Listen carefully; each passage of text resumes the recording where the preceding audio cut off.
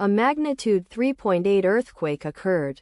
Ryukyu Islands, Japan. 290 kilometers S of Kagoshima, Japan, or 85 kilometers NNW of Naze, Japan. On Wednesday, the 25th of June 2025, at 19 hours 39 minutes and 15 seconds local time, the quake had a depth of 10 kilometers and was not felt, or at least not reported so.